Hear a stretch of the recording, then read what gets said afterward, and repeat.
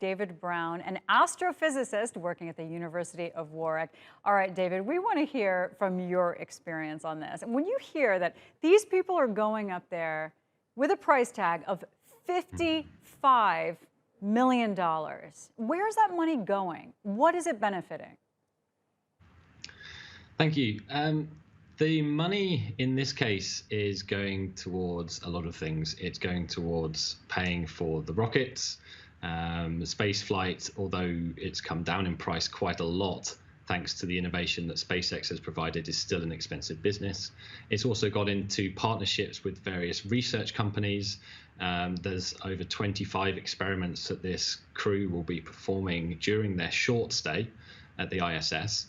And those investigations have potentially quite a lot of benefit for the future of human spaceflight as well. Okay, so let's say you are an astronaut with tons of experience and education on the International Space Station, and along come a bunch of millionaires to hang out there with you and point at things and ooh and ah. How annoying is this to you? Or are they happy to have the extra hands around? I think they'll be happy to have the extra hands around.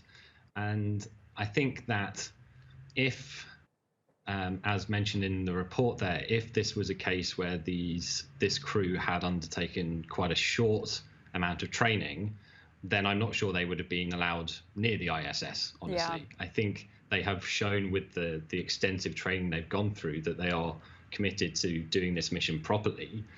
And I think that by contributing this research work, that frees up some of the NASA and Roscosmos astronauts to undertake some of or spend more time on some of the other tasks relating to maintaining the ISS.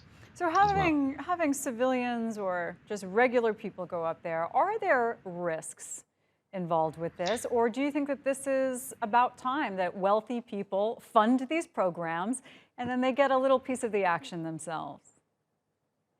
There are risks associated with any spaceflight. And I think that given the training regime they've gone through, this may be a slight increase in risk compared to what we're accustomed to with government-based launches. But if there was any concern at all that the risk was too great, they would not have flown, or at least not have flown to the ISS.